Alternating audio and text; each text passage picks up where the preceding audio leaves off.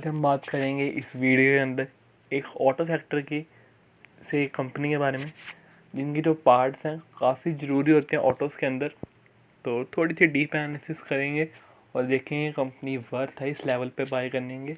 और मैं अपना अपना एंट्री लेवल भी बताऊंगा कि किस टाइम पे मैं इस कंपनी में था। तो कंपनी के ऊपर हम आ जाते हैं। कंपनी का नाम है गैब्रियल इंडिया लिमिटेड।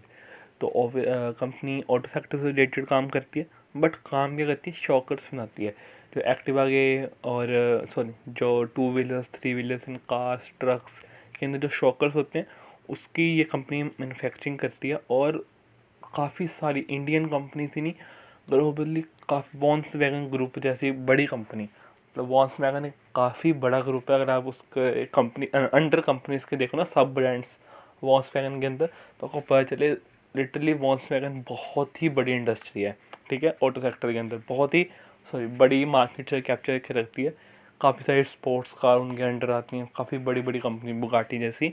ठीक है, और काफ़ी सारे ऑटो जैसे डुगाटी, मतलब ये 2 व्हीलर्स के अंदर वो सबसे अच्छी है और सबसे फास्ट और एक्सपेंसिव कार बुगाटीज। ठीक है, तो वो वॉक्सवैगन ग्रुप्स के अंदर आती हैं। यहाँ से टाटा, ठीक है, अशोका रिलायंस, और अब जैसे हमने नई कंपनीज में बात में से ओला इलेक्ट्रिक, ठीक है ना, जो 2 व्हीलर्स के अंदर सेगमेंट के अंदर आ रही है। ठीक है, तो ओला के अंदर जो शॉकर्स होते हैं वो भी यही कंपनी इनको बना के दे रही है।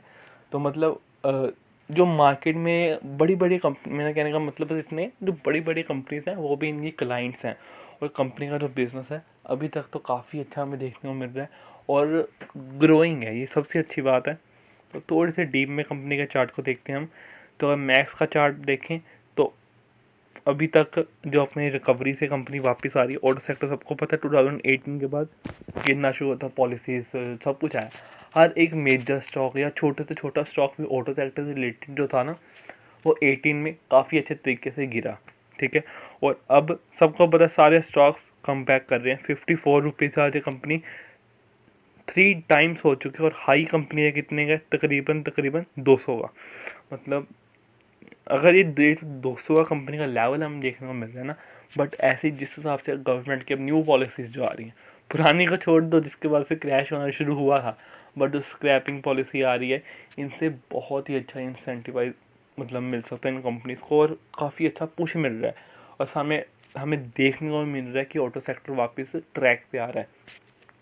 बट जो अब नए सर्कमस्टांसेस चल रहे हैं जैसे चिप शॉर्टेज वगैरह वगैरह, जो मटेरियल नहीं मिल रहा जिसके जो इसेंशियल है व्हीकल्स को मार्केट में लेके आने के लिए, तो उसका प्रॉब्लम आ सकता है। तो बट उस चीज़ को साइड पे रखते हम बात करते हैं स्पेसिफिकली सेक्टर को छोड़ के इस कंपनी के बारे में।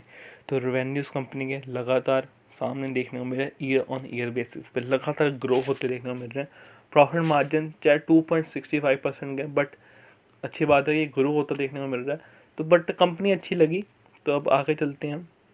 तो हम कंपनी की मार्केट कैप पे अगर बात करें तो 2000 करोड़ की कंपनी है, काफ़ी छोटी कंपनी, कोई बड़ी कंपनी नहीं है। 255 करोड़ का कंपनी के पास कैश देखने को मिल रहा है। ठीक है, और ऊपर से डेट कितने का, सिर्फ 14 करोड़ का। तो मतलब एक सेकंड में कंपनी अपना डेट ख़त्म कर सकती है बिना कोई मेजर इफेक्ट डाले अपने कैश के ऊपर। प्रमोटर्स की होल्डिंग है वो भी 55% की हमें देखने को मिल रही है। सेल्स ग्रोथ यहाँ पे हमें कम देखने को मिल रही है एज़ कम्पेयर टू, ठीक है, तो प्रॉफिट का ग्रोथ यहाँ पे कम, क्योंकि सेल्स ही नहीं होगी तो प्रॉफिट कहाँ से बढ़ेगा कंपनी का। But return of capital employed company का 12% का देखने को मिल रहा है। तो बाकी सब कुछ ठीक ठाक है। बट ऑटो सेक्टर को हमने अच्छी कंपनीज को नीचे लेवल पे उठाना चाहिए, क्योंकि अगर आप अंडर वैल्यू कंपनीज को जल्दी उठाते हो ना, उसका ज़्यादा एज आपको देखने को मिलता है। तो ये कंपनी वैसी है। हम धीरे धीरे ऑटो सेक्टर में सेल्स आएंगी तो इनके प्रोडक्ट्स लगेंगे, जब जब ऑर्डर्स इनके पास आएंगे तो तभी इनके अंदर ग्रोथ होएगी। तो हमने उसकी ग्रोथ होने से पहले उन कंपनीज को उठा लेना चाहिए। अगर डर लगता है किसी को, अगर नहीं सही लगता उठाना, तो थोड़ा एक अमाउंट डालो, जैसे 5000 या 10,000 डाल दिया। अगर आपके मतलब बहुत इफेक्ट नहीं लगता, अगर आपको मतलब 1 आधा % डाल के एक टेस्ट करके देख लो कि बाद में फोमो ना है कि हमारे से ये कंपनी का जो स्टॉक है वो छूट गया। तो मुझे भी कई बार कोई कंपनी से अच्छी नहीं लगती, बट चार्ट्स बहुत अच्छी लग जाती है या वैसे कई बार हो जाता है, तो मैं उसके अंदर वो एक छोटा सा अमाउंट अपना 5-10 हज़ार का डाल देता हूँ कि बाद में मुझे ना लगे कि वो एक स्टॉक मेरे हाथ से छूट गया। तो क्योंकि इतने अमाउंट से कोई बहुत बड़ा क्या छोटा सा फ़र्क भी हमारे पोर्टफोलियो में नहीं पड़ेगा, वो आगे कैश के ऊपर डिपेंड करता है कि आपकी इन्वेस्टिंग अमाउंट कितना है। तो मैं क्या कहता हूँ, तकरीबन 1-आधा% से भी कम, अगर कुछ स्टॉक में अगर मेरा मन करे तो मैं लगा देता हूँ, तकरीबन 5-10% के करीब। 10 का ज़्यादा से ज़्यादा नहीं लगाता, जो मुझे अच्छा नहीं लगता, बट जो अच्छे लगते हैं उनमें हम पोजीशंस अपनी अच्छी ले लेते हैं। तो चार्ट्स पे कंपनी अच्छी है। अभी मार्केट कैप कंपनी की हमें 2000 करोड़ की देखने को मिल रही है। बुक वैल्यू भी कंपनी के अंदर 49 की है। तो अगर थोड़ी सी अब बात करें कंपनी के वेबसाइट के ऊपर, क्योंकि वेबसाइट कंपनी का सब कुछ मैक्सिमम बता देती है। अगर हम इन्वेस्टर प्रेजेंटेशन कंपनी की देखो तो पता चलेगा कि कंपनी की जो लेवल, किस लेवल तक कंपनी बातें कर रही है अपनी।